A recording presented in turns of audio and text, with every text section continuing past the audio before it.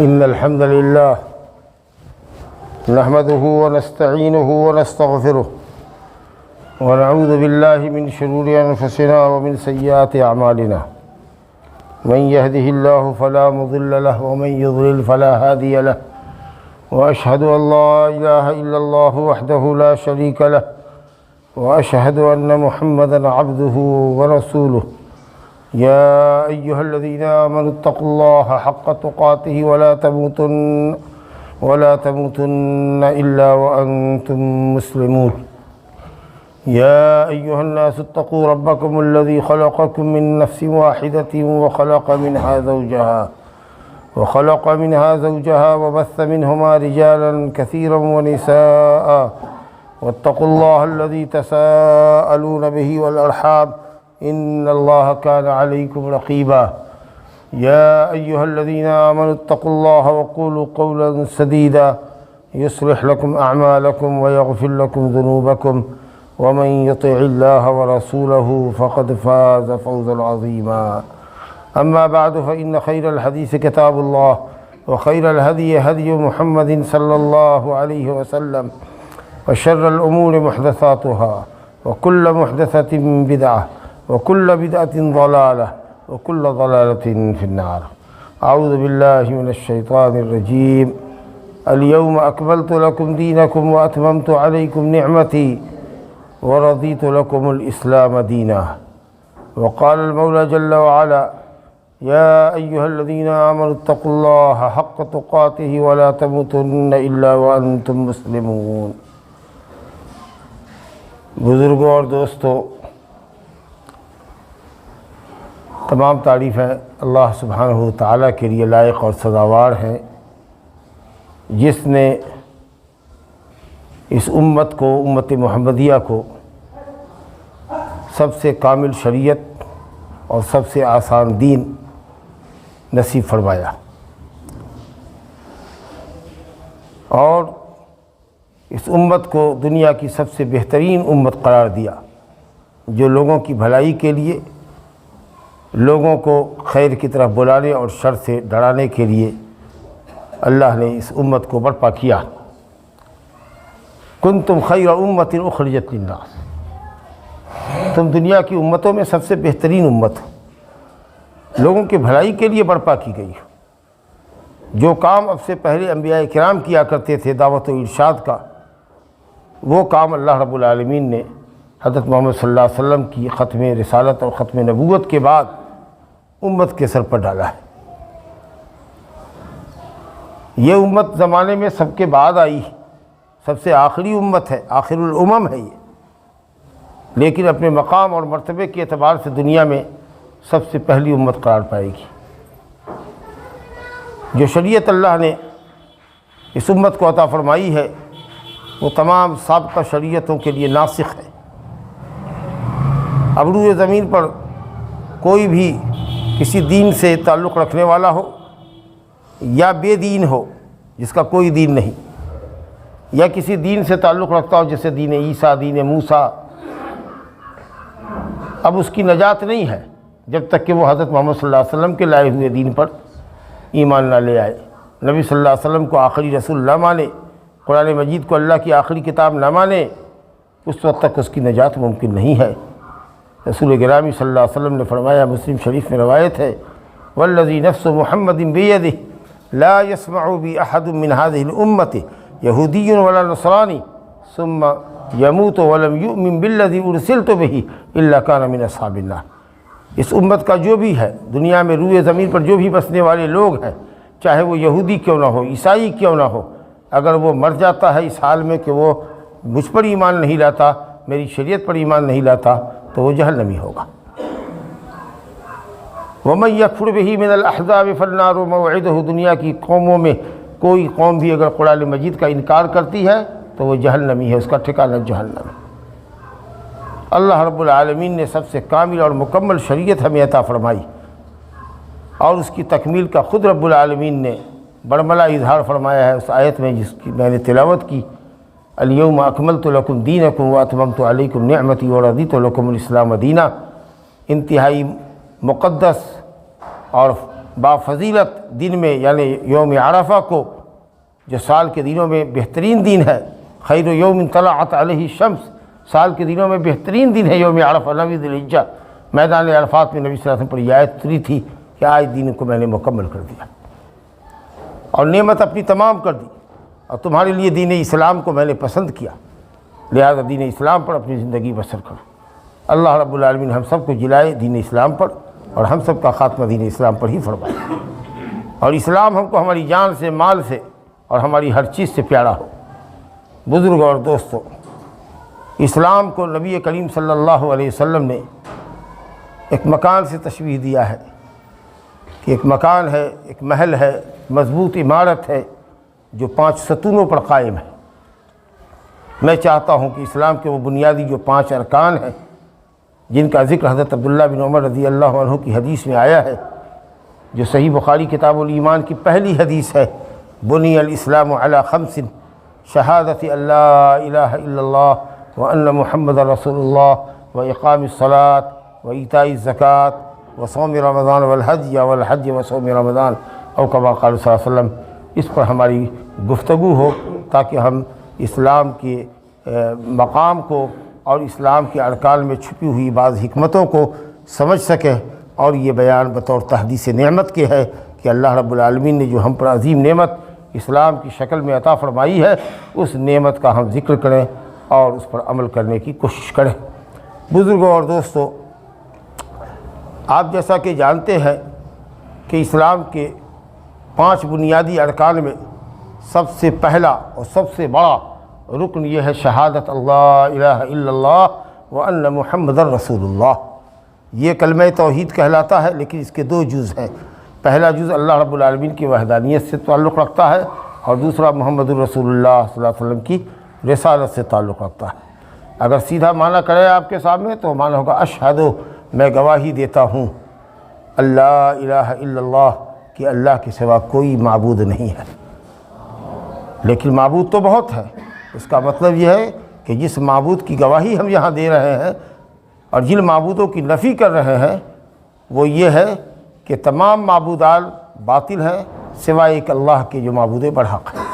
اس لیے معنی یہ ہوگا کہ میں گواہی دیتا ہوں کہ اللہ سبحانہ و تعالیٰ کے سوا کوئی معبود برحق نہیں ہے، کوئی سچا معبود نہیں۔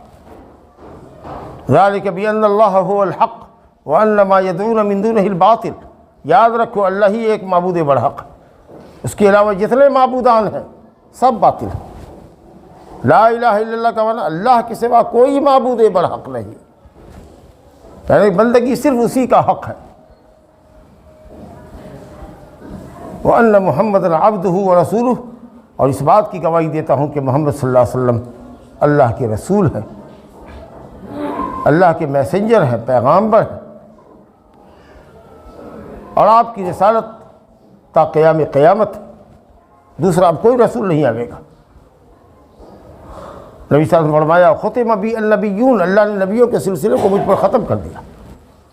اور قرآن مجید نے واشگاف الفاظ میں 2 ٹوک الفاظ میں فرمایا ما کان محمد ابا احد من رجالکم ولکن رسول اللہ وخاتم النبیین، محمد صلی اللہ علیہ وسلم تم میں سے کسی مرد کے باپ نہیں، ان کی جو ہے بیٹیاں ہی ہیں، بیٹے سب بچپن میں فوت ہو گئے۔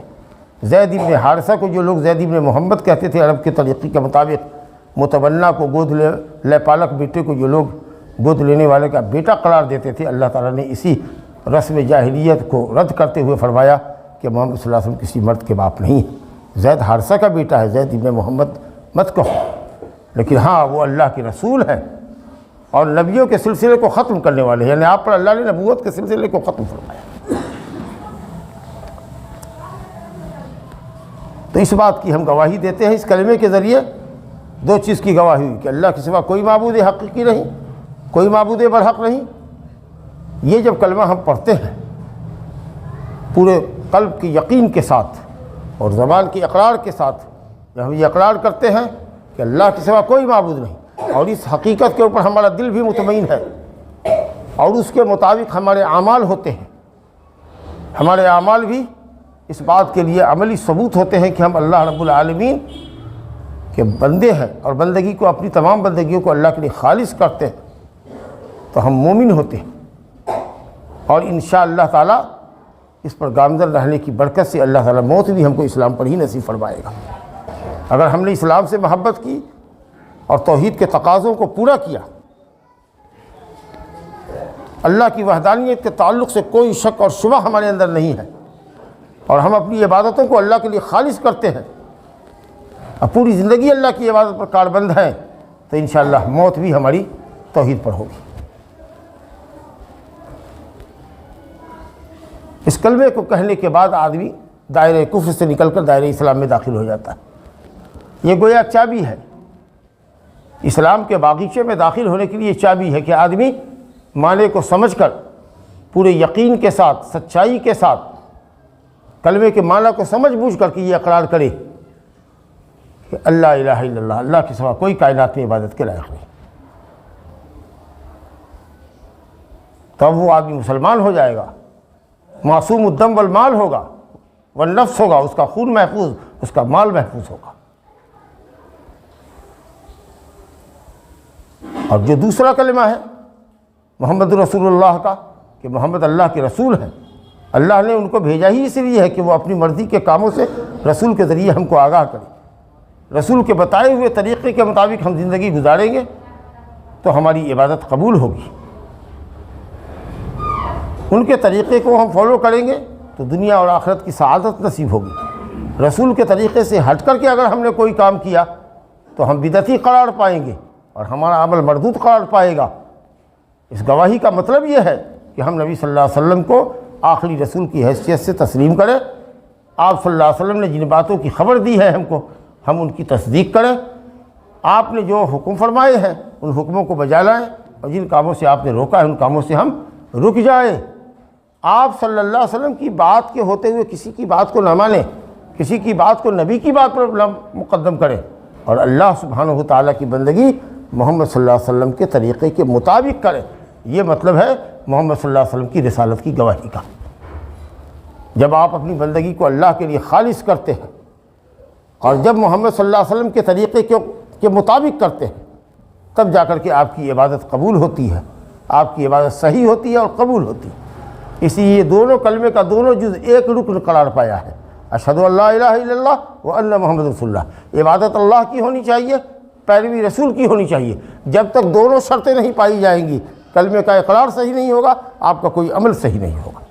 یہ دونوں مل کے ایک رکن ہے۔ جس طرح اخلاص ضروری ہے، شرک سے بچنا ضروری ہے، ریا و نمود سے بچنا ضروری ہے، اتنا ہی نبی صلی اللہ علیہ وسلم کی پیروی بھی عمل کے اندر، عبادت کے اندر ضروری ہے۔ دوسرا رکن ہے ہمارا اسلام کے اندر وہ اقام الصلاۃ، نماز قائم کرنا۔ کلمہ شہادت کے اقرار کے بعد سب سے پہلا فرض، عملی فریضہ جو انسان پر عائد ہوتا ہے وہ نماز۔ یہ اللہ اور بندے کے رشتے کو بہت مضبوط کرنے والی عبادت ہے، اور یہ عبادت قولی بھی ہے اور فعلی بھی ہے۔ اس میں ہم پڑھتے بھی ہیں، آیات پڑھتے ہیں، اس میں ہم تسبیح پڑھتے ہیں، ہم اس میں ذکر کرتے ہیں، اور قیام بھی ہے، رکوع بھی ہے، سجدہ بھی ہے، تشہد بھی ہے، تو گویا کہ فعلی بھی ہے اور قولی بھی ہے۔ اور اتنی ساری عبادتیں اکٹھا ہیں کہ جتنی دوسری عبادتوں میں یکجا نہیں ہوتی۔ سب سے زیادہ بندہ اللہ سے قریب ہوتا ہے جب وہ نماز میں سجدے کی حالت میں ہوتا ہے، اور سجدے کی دعائیں اللہ تعالیٰ کے پاس درجہ قبولیت کو پہنچتی۔ آپ جانتے ہیں کہ نماز کہاں فرض ہوئی؟ لیلۃ المعراج میں، ساتواں آسمان کے اوپر اللہ نے اپنے نبی کو اس مقام پر بلند کیا، اس مقام تک بلایا، اٹھایا جہاں تک ایک بشر کا پہنچنا ممکن تھا، اس سے اوپر کوئی جا نہیں سکتا تھا۔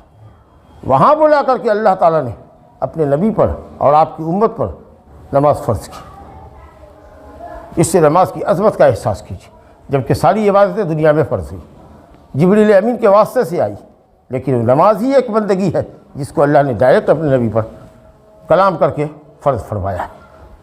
شروع میں 50 وقت کی نماز فرض ہوئی تھی، آخر میں 5 وقت قرار پائی۔ عملی طور پر ہم 5 وقت پڑھتے ہیں، لیکن ثواب ہمارا 50 وقت لکھا جاتا ہے۔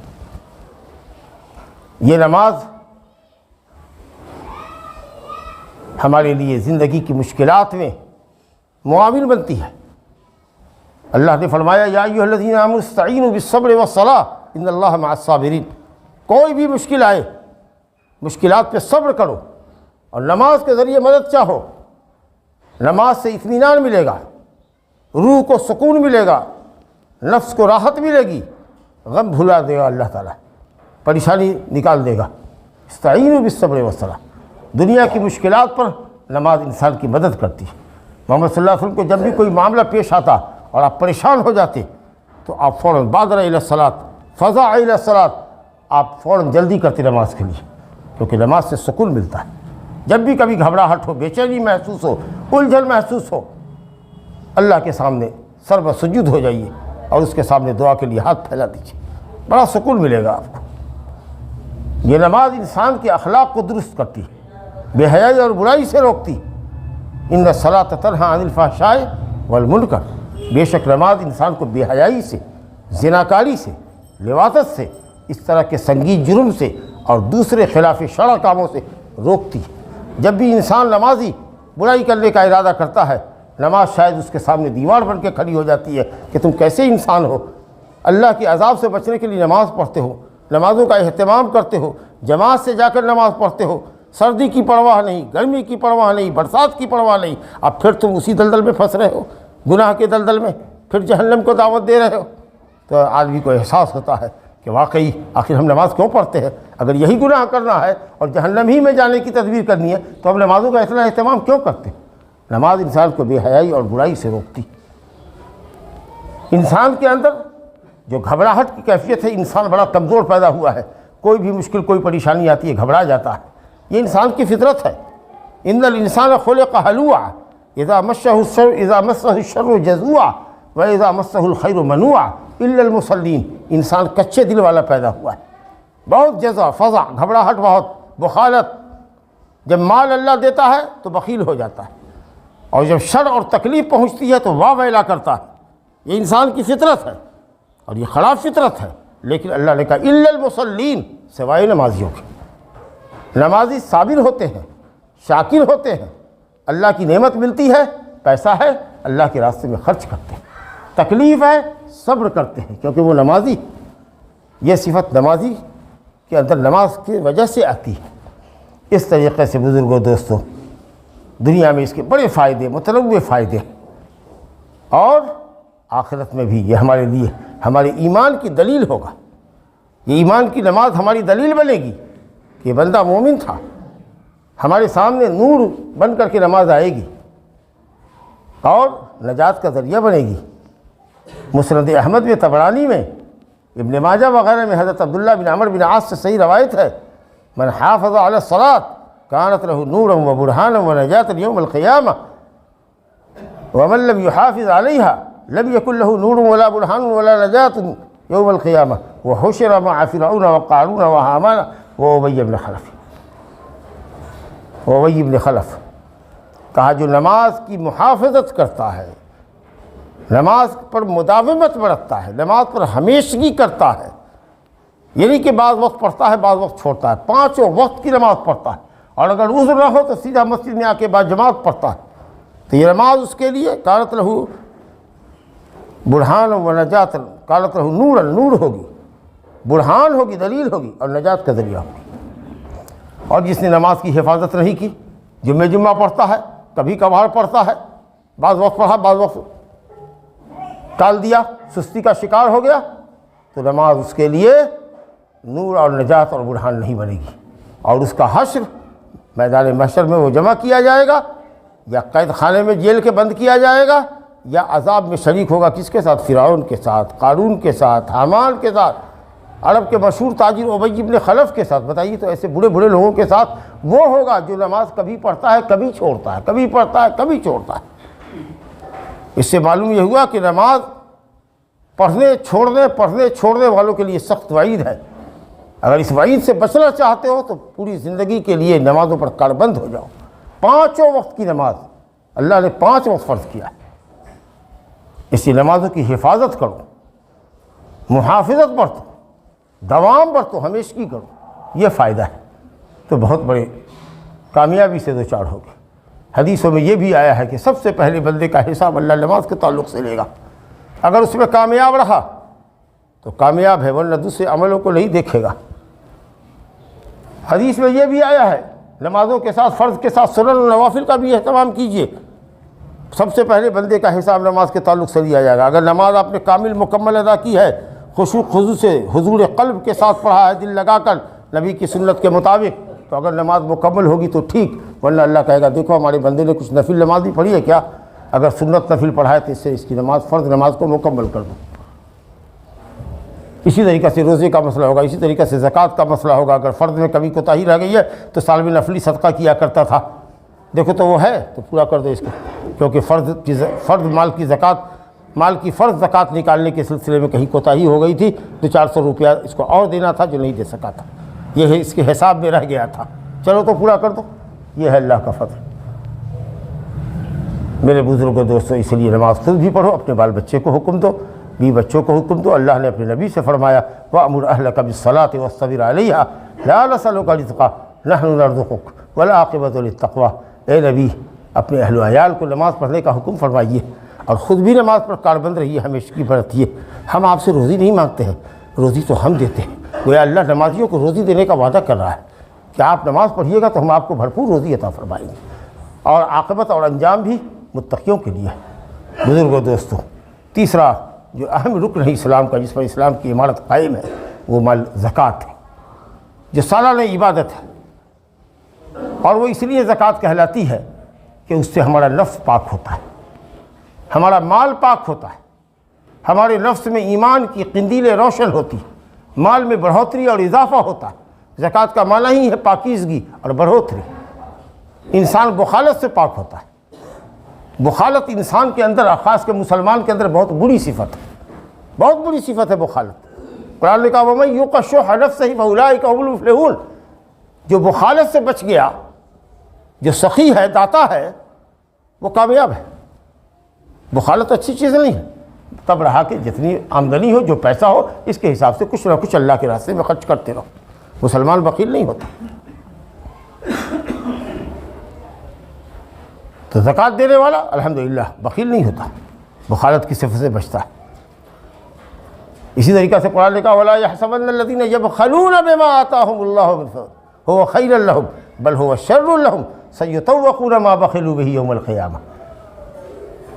جو لوگ اللہ کے عطا کردہ مال میں بخالت کرتے ہیں، دیا ہوا مال اللہ کا ہے، پھر بھی بخیل سمجھتا ہے کہ ہم بخالت کر کے زکوٰۃ نہ دے کے ہم اچھا کرتے ہیں، اللہ کہتا ہے بہت برا کرتے ہو تم، یہ مال تمہارے گلے کا سانپ بنایا جائے گا، گلے میں سانپ بنا کر ڈال دیا جائے گا، انتہائی زہریلا ناگ بنا کر، یہ تمہارے دونوں گلپھڑے کو پکڑے گا، کاٹے گا، چیرے گا، اور کہے گا میں تمہارا مال ہوں، میں تمہارا خزانہ ہوں۔ تو مال کی پاکی چاہتے ہو کہ مال برباد نہ ہو تو زکوٰۃ نکالو، مال میں بڑھوتری، اضافہ، برکت چاہتے ہو تو زکوٰۃ دو، زکوٰۃ نہیں دو گے مال کی برکت اللہ سلب کر لے گا۔ جو لوگ اپنی زمین کی پیداوار کی زکوٰۃ نہیں دیتے، اللہ ان سے بارش کو روک لیتا ہے، کھیت اور کھلیان کو سونا کر دیتا ہے، باغات میں پھل نہیں آتے، کاروباری اگر زکوٰۃ نہیں دیتا کاروبار اس کا مٹ جاتا ہے، برکت اس کی ختم ہو جاتی۔ زکوٰۃ دو، حساب کر کے ایک پیسے کا زکوٰۃ دو، اللہ کا دیا ہوا مال ہے، سال بھر کے خرچ کرنے کے بعد تاجر ہو تم 2.5% دیتے ہو، 97.5% تو تمہاری پاس رہتا ہے، جس سے غریبوں کی ضرورت پوری ہوتی ہے، مسکینوں کی ضرورت پوری ہوتی ہے، جہاد فی سبیل اللہ کرنے والوں کی حاجتیں پوری ہوتی ہیں، کسی کی گردن آزاد ہوتی ہے، کوئی بے قصور جیل میں ہے اس کی رہائی ہوتی ہے، کوئی قرض دار ہے اس کا قرض ادا ہوتا ہے، کوئی مسافر ہے جس کا راستہ منقطع ہو گیا ہے، جیب کٹ گئی ہے، بال چھن گیا ہے، اس کی تم مدد کرتے ہو۔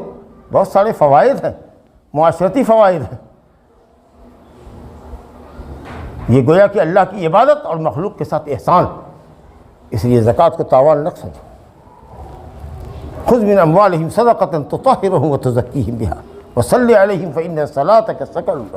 زکوٰۃ سے مال پاک ہوتا ہے، طبیعت انسان کی پاک ہوتی ہے، ایمان بڑھتا ہے، مال بڑھتا ہے۔ ما نقص مال من صدقہ، صدقہ دینے سے کبھی کوئی مال گھٹا نہیں، یاد رکھیے، جتنا صدقہ دو گے اللہ کی طرف سے اتنی برکت آئے گی اس کے اندر۔ اور چوتھا جو رکن ہے وہ آپ کا روزہ ہے۔ کیا کہنا، روزے کا مقصد ہی اللہ نے بڑی جامعیت کے ساتھ قرآن میں فرما دیا لعلکم تتقون یا ایھا الذین آمنوا کتب علیکم الصیام کما کتب علی الذین من قبلکم لعلکم تتقون۔ یہ روزہ کیا ہے؟ اللہ کی اطاعت کے سامنے اپنی خواہشات نفس کو چھوڑنے کا نام ہے۔ بس انسان کو ہر انسان کو خواہش ہے کھانے کی، اور ضرورت بھی ہے کھانا۔ اچھا، جینے کے لیے کھانا پینا ضروری ہے، تو کھانا پینا اور بیوی سے لطف اندوز ہونا یہ انسان کی بنیادی ضرورت ہے اور پسندیدہ اور مرغوب چیز ہے، لیکن اس چیز کو وہ صبح صادق سے لے کر کے غروب آفتاب تک صرف اللہ کی رضا اور خوشنودی کے لیے چھوڑتا ہے۔ لاکھ بھوک لگی ہو، لاکھ پیاس لگی ہو، لاکھ بیوی بنی سوری ہوئی ہو، لیکن آدمی اس طرف رخ نہیں کرتا اپنے روزے کو بچانے کے لیے کہ یہ روزہ اللہ کا فرض ہے، اور تنہائی میں بھی رہ کے اللہ کو اپنی نگاہوں کے سامنے رکھتا ہے کہ اللہ دیکھ رہا ہے۔ کاش یہی ایمان کی یہ قوت کاروبار میں ہوتی کہ ڈنڈی تو نہیں مار رہے ہیں، ٹھگیتی تو نہیں کر رہے ہیں، کسی کو دھوکہ تو نہیں دے رہے ہیں، کسی کو چیٹ تو نہیں کر رہے ہیں، اللہ دیکھ رہا ہے۔ یہ جو کیفیت ایمان والوں روزے کی حالت میں ہوتی ہے کہ گھر کے اکیلے پن میں کا بھی فائدہ اٹھا کر گھر میں تنہا ہوتے ہو، اس کا بھی فائدہ اٹھا کر ایک گھٹ پانی تم نہیں پیتے اللہ کے لیے کہ اللہ دیکھ رہا ہے، وہی اللہ تمہارے عملوں کو ہر جگہ دیکھ رہا ہے۔ اگر یہ جذبہ پیدا ہو جائے، مضبوط ہو جائے، تو کہیں آدمی کوئی غلطی نہ کرے، لیکن شیطان آپ سے اس احساس اور شعور کو ختم کر دیتا ہے۔ روزہ کیا ہے؟ انسان کے لیے ڈھال ہے، جہنم سے بچنے کا ڈھال ہے۔ گناہ کرنے کا ارادہ کرتا ہے، روزہ روک لیتا ہے۔ غیبت منع ہے، چغلی منع ہے، گالی گلوچ منع ہے، حتیٰ کہ اگر کوئی روزے دار سے جھگڑے، گالی دے، تو تم کہو کہ میں گالی کا جواب گالی سے نہیں دوں گا کیونکہ میں روزے سے ہوں، میرا روزہ مجھ کو روکتا ہے۔ اس طریقے سے نفس پر کنٹرول ہے، زبان پہ کنٹرول ہے۔ روزے دار اپنی آنکھوں پر کنٹرول رکھتا ہے کہ غلط چیزیں نہ دیکھے، غلط بات نہ سنے۔ اس طریقے سے یہ ایک دینی تربیت ہوتی ہے، ایک مہینے کی دینی تربیت، روحانی تربیت، جو ماہ رمضان المبارک کے اندر سال میں ایک مرتبہ فرض ہوتا ہے۔ اور آخری جو رکن ہے وہ حج ہے، جو پورے عمر میں مستطیع پر ایک مرتبہ حج اور عمرہ فرض ہے۔ اور کیا کہنا اس کے ثواب کا؟ نبی صلی اللہ علیہ وسلم نے فرمایا العمرۃ الی العمرۃ کفارۃ لما بینہما والحج المبرور لیس لہ جزاء الا الجنہ۔ ایک عمرہ دوسرے عمرے تک کے گناہوں کا کفارہ ہے، اور حج مبرور ایسا حج جو نیکی پر مشتمل ہو، ایسا حج جو رضا الہی کے لیے ہو، ایسا حج جو سنت نبوی کے مطابق ہو، ایسا حج جو حلال مال سے ہو، وہ تو اس کا بدلہ سوائے جنت کے کچھ ہے ہی نہیں، اس کا بدلہ سوائے جنت کے تو کچھ ہے ہی نہیں۔ اور حاجی الحمدللہ حج کی برکت سے وہ ساری عبادتیں کرتا ہے جو دنیا میں کسی دوسرے کو جو غیر حاجی ہے نصیب نہیں ہو سکتا۔ ظاہر ہے کہ دنیا میں کسی بھی مقام کا طواف کرنا، کسی بھی مسجد کا طواف کرنا جائز نہیں ہے سوائے کعبہ کی۔ یہ الگ بات ہے کہ جو مشرکین ہیں اس امت کے وہ قبروں کا طواف کرتے ہیں، نہیں، طواف وہ عبادت ہے جو صرف کعبۃ اللہ کے ساتھ خاص ہے۔ صفا مروہ کے درمیان دوڑ لگاتے ہیں، یہ عبادت ہے جو صرف صفا مروہ کے سامنے۔ کسی مقام پر ٹھہرنا مشاعر مقدسہ میں عبادت ہے۔ بال بڑھوانا ثواب کے لیے، حج اور عمرے کا جو میں واجب ہے، یہ عبادت ہے۔ تو اس طریقے سے توحید کے کلمات سے لے کر اور جو تلبیہ پڑھتے ہو لبیک اللہم لبیک لبیک لا شریک لک لبیک، اللہ تیرا کوئی شریک نہیں، یہ حج پہلے عمل سے لے کر تلبیہ سے لے کر کے آخری عمل تک رمی جمرہ تک اللہ کے ذکر اور اس کی توحید پر مشتمل عبادت ہے۔ میرے بزرگوں دوستو، یہ سرسری طور پر میں نے اسلام کے 5 ارکان جن کا بیان حضرت عبداللہ بن عمر رضی اللہ عنہما کی متفق علیہ حدیث میں آیا ہے، میں نے آپ کے سامنے رکھا تاکہ یہ آپ کو شعور اور احساس رہے۔ کلمہ شہادت کا ورد تو ہمیشہ کرنا ہے، ہمیشہ اس بات کو یاد رکھنا ہے کہ اللہ کے سوا کوئی بندگی کے لائق نہیں، اور ہمارے پیغمبر محمد صلی اللہ علیہ وسلم ہے، ہم کو انہی کو فالو کرنا، ان کے ہوتے ہوئے کسی کی بات نہیں۔ تو اس کو ہمیشہ یاد رکھیے۔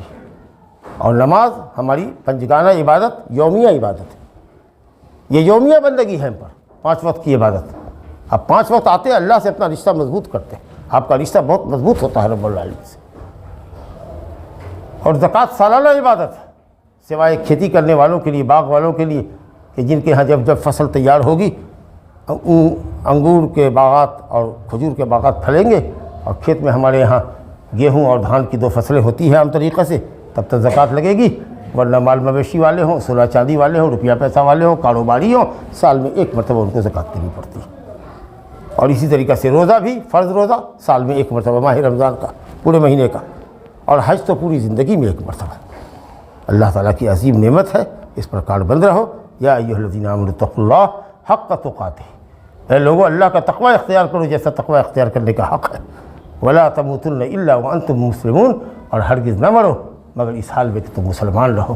اللہ تعالیٰ ہم سب کا خاتمہ ایمان پر، اسلام پر فرمائے، اور ہم کو ہمارے اس پسندیدہ دین پر اللہ تعالیٰ ثابت قدم رکھے، اور جو دین کے تقاضے ہیں ان تقاضوں کی تکمیل ہم سے فرمائے۔